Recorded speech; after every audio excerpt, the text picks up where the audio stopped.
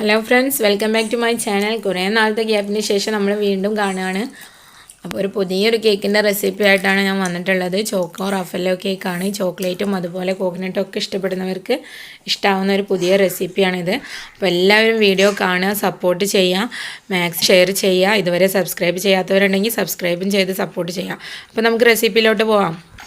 ആദ്യം നമുക്ക് dry ingredients ഒക്കെ ഒന്ന് അരിച്ചെടുക്കാം. 1 cup maida, 2 tablespoon cocoa powder, 2 tablespoon almond flour. ഇത് ഹോം മെയ്ഡാണ്, ഞാൻ വീട്ടിൽ തന്നെ പൊടിച്ചെടുത്തതാണ് ബദാം. 1/2 teaspoon baking soda, 1 teaspoon baking powder. ഇതെല്ലാം കൂടെ നന്നായി ഒന്ന് അരിച്ച് മിക്സ് ചെയ്ത് നമുക്കൊന്ന് മാറ്റി വെക്കാം. അരിച്ചെടുത്തിട്ടുണ്ട്. ഇനി നന്നായി ഒന്ന് മിക്സ് ചെയ്ത് കൊടുക്കുക. അതല്ലെങ്കിൽ ഒരു 2-3 തവണ നല്ലതുപോലെ ഒന്ന് അരിച്ചെടുത്താലും മതി. ഇനി നമുക്കിതൊരു സൈഡിലേക്ക് മാറ്റി വെക്കാം. 4 എഗ്ഗ് എടുത്തിട്ടുണ്ട്. ഈ 4 എഗ്ഗിലേക്ക് നമുക്ക് 1 ടീസ്പൂൺ വാനില എസൻസ് ചേർത്ത് കൊടുക്കാം. 1/4 കപ്പ് പഞ്ചസാരയും കൂടെ ചേർത്ത് കൊടുക്കാം. എന്നിട്ട് ഇത് നന്നായി ഒന്ന് ഫ്ലഫി ആയിട്ട് വരുന്നത് വരെ ഒന്ന് ബീറ്റ് ചെയ്തെടുക്കാം.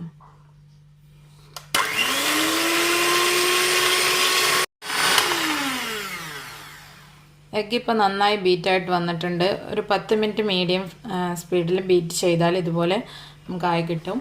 എഗ് ബീറ്റർ ഇല്ലാത്തവർ ഇതിന് പകരം വിസ്ക് വെച്ച് ചെയ്താൽ മതി. കുറച്ച് സമയം അധികം എടുക്കുന്നേ ഉള്ളൂ, നന്നായി തന്നെ ബീറ്റായിട്ട് കിട്ടുന്നതാണ്.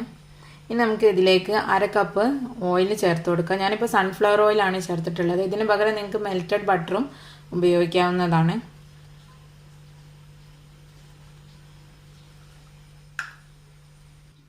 ഇനി ചെറിയ സ്പീഡിലിട്ട് ഒന്നുകൂടെ ഒന്ന് മിക്സാക്കി കൊടുക്കുക. ഈ നമ്മൾ ചേർത്തിട്ടുള്ള ഓയിലൊന്ന് മിക്സായിട്ട് വരാൻ വേണ്ടിയിട്ടാണ്. ഒന്ന് ജസ്റ്റ് ഒന്ന് മിക്സാക്കി എടുത്താൽ മതി, അധികം ബീറ്റ് ചെയ്യരുത്.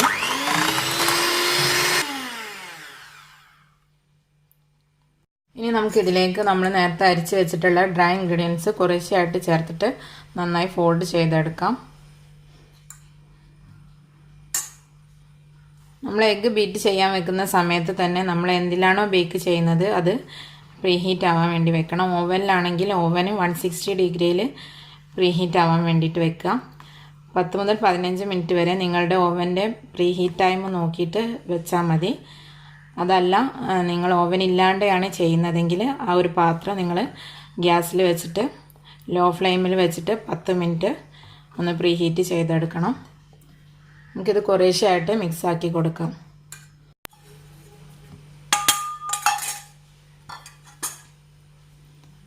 നമ്മൾ ഫോൾഡ് ചെയ്തെടുക്കുമ്പോൾ നമ്മൾ വിപ്പ് ചെയ്തെടുത്തിട്ടുള്ള എഗ്ഗ് താഴ്ന്നു പോവാതിരിക്കാൻ പ്രത്യേകം ശ്രദ്ധിക്കണം. എന്നാലേ കേക്ക് നല്ല സോഫ്റ്റായിട്ട് കിട്ടുകയുള്ളൂ.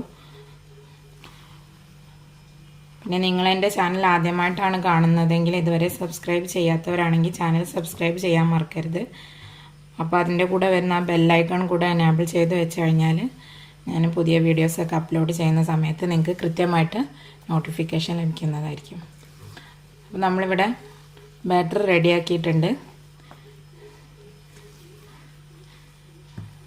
ഇനി നമുക്കിത് ബേക്ക് ചെയ്യുന്ന പാത്രത്തിലേക്ക് മാറ്റാം.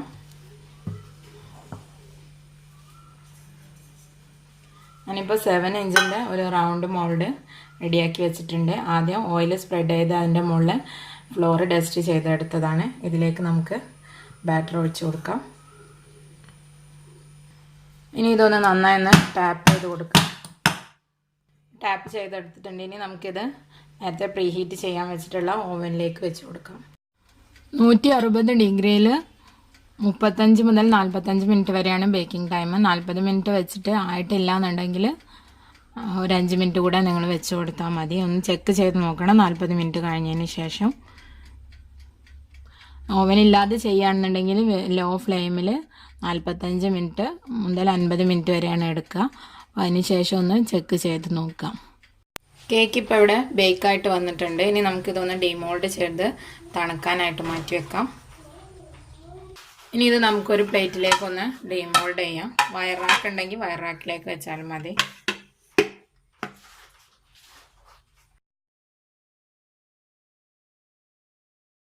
കേക്ക് തണുത്ത് വരുന്ന സമയത്തേക്ക് നമുക്ക് കേക്ക് ഫ്രോസ്റ്റിംഗ് ചെയ്യാനുള്ള ക്രീം ഒന്ന് വിപ്പാക്കിയെടുക്കാം. ഞാനിപ്പോൾ 1 കപ്പ് ക്രീമാണ് എടുത്തിട്ടുള്ളത്. ഇതിലേക്ക് ഒരു 2 ടേബിൾ സ്പൂൺ കണ്ടൻസ്ഡ് മിൽക്ക് അല്ലെങ്കിൽ മിൽക്ക് മെയ്ഡ് കൂടെ ചേർത്തിട്ട് ഒന്ന് വീറ്റാക്കി എടുക്കാം നമുക്ക്. ഞാനിപ്പോൾ അമൂലിൻ്റെ കണ്ടൻസ്ഡ് മിൽക്കാണ് യൂസ് ചെയ്തിട്ടുള്ളത്. ഇത് നന്നായി ഒന്ന് ഫ്ലഫി ആയിട്ട് വിപ്പാക്കി എടുക്കാം.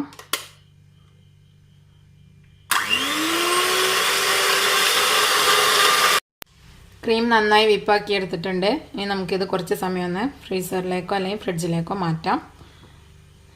3/4 കപ്പ് വെള്ളത്തിലേക്ക് 6 ടേബിൾ സ്പൂൺ പഞ്ചസാര ചേർത്ത് നന്നായി ഒന്ന് മിക്സ് ചെയ്തെടുക്കാം. ഇതിലേക്ക് ഒരു 1/4 ടീസ്പൂൺ വാനില എസൻസ് കൂടെ ചേർത്ത് കൊടുക്കാം. എഗ്ഗിൻ്റെ സ്മെല്ല് കേക്കിൽ ഇല്ലാതിരിക്കാൻ വേണ്ടിയിട്ടാണ് ഇങ്ങനെ ചെയ്യുന്നത്. ഇനി ഇത് മാറ്റി വെക്കാം.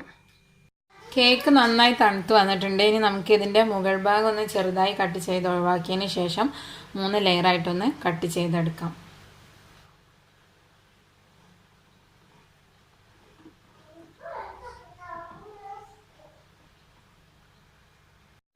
കേക്ക് ഞാനിവിടെ 3 ലെയറായിട്ട് കട്ട് ചെയ്തെടുത്തിട്ടുണ്ട്. ഇനി നമുക്കിത് ഫ്രോസ്റ്റിംഗ് ചെയ്തെടുക്കണം. ബേസിന് മുകളിൽ കുറച്ച് ക്രീം വെച്ചിട്ട് ഫസ്റ്റ് ലെയർ കേക്ക് വെച്ച് കൊടുക്കാം.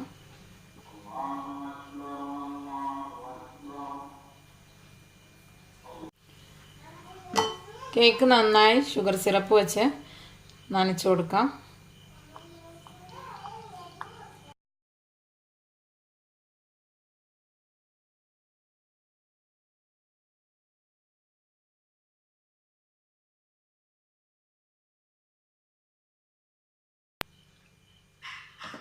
ഇനി ഇതിൻ്റെ മുകളിലായിട്ട് ക്രീം അപ്ലൈ ചെയ്യാം.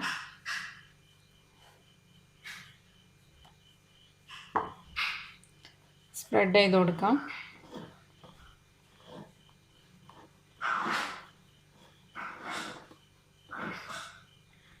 ഇതിൻ്റെ മുകളിലേക്ക് 2 ടേബിൾ സ്പൂൺ ഡെസിക്കേറ്റഡ് കോക്കനട്ട് ഇട്ട് കൊടുക്കാം.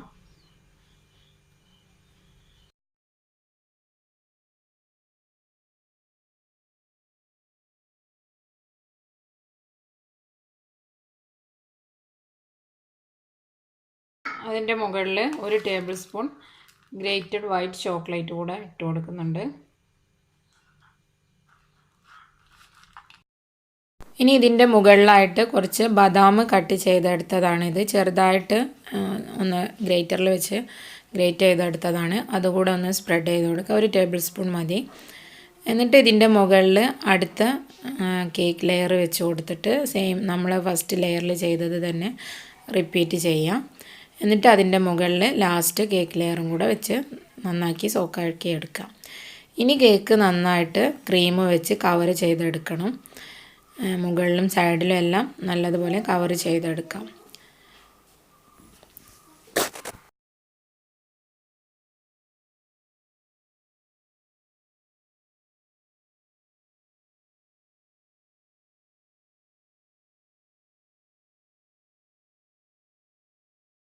അപ്പോൾ കേക്ക് ഞാൻ മുഴുവൻ കവർ ചെയ്തെടുത്തിട്ടുണ്ട്. ഇനി ഇതിൻ്റെ സൈഡിൽ നമുക്ക് ഡെസിക്കേറ്റഡ് കോക്കനട്ട് വെച്ചിട്ട് ഒന്ന് കവർ ചെയ്ത് കൊടുക്കാം. നന്നായി തന്നെ അപ്ലൈ ചെയ്ത് കൊടുക്കണം. ബാക്കിയുള്ള ക്രീം ഒരു പൈപ്പിംഗ് ബാഗിലേക്ക് എടുത്തിട്ടുണ്ട്. അത് വെച്ച് ഒരു സിമ്പിൾ ഡെക്കറേഷൻ കൂടെ ചെയ്ത് കൊടുക്കാം.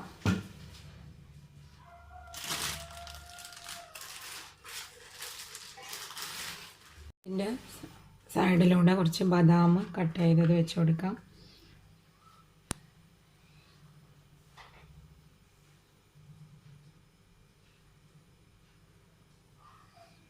ഇനി ഇതിൻ്റെ സെൻറ്ററിലായിട്ട് കുറച്ച് ഗ്രേറ്റഡ് വൈറ്റ് ചോക്ലേറ്റ്സ് വെച്ച് കൊടുക്കാം. ഈ ഡെക്കറേഷൻസൊക്കെ നിങ്ങളുടെ ഐഡിയക്ക് അനുസരിച്ച് ചെയ്യാവുന്നതാണ്. ഇപ്പോൾ ഞാൻ എൻ്റെ ഒരു ഐഡിയക്ക് അനുസരിച്ച് ചെയ്യുന്നതന്നേ ഉള്ളൂ. സെൻട്രലായി ഒരു റാഫെല്ല ക്യാൻഡി കൂടെ വെച്ച് കൊടുക്കാം. അപ്പോൾ നമ്മുടെ ചോക്കോ റാഫെല്ലോ കേക്ക് ഇവിടെ റെഡി ആയിട്ടുണ്ട്. വളരെ ഈസിയാണ് ഉണ്ടാക്കാനായിട്ട്. എല്ലാവരും ഇതൊന്ന് ട്രൈ ചെയ്ത് നോക്കുക. വീഡിയോ ഇഷ്ടമായെങ്കിൽ ഷെയർ ആൻഡ് ലൈക്ക് ചെയ്യുക. അതുപോലെ ചാനൽ ഇതുവരെ സബ്സ്ക്രൈബ് ചെയ്യാത്തവരുണ്ടെങ്കിൽ സബ്സ്ക്രൈബ് ചെയ്ത് സപ്പോർട്ട് ചെയ്യാം.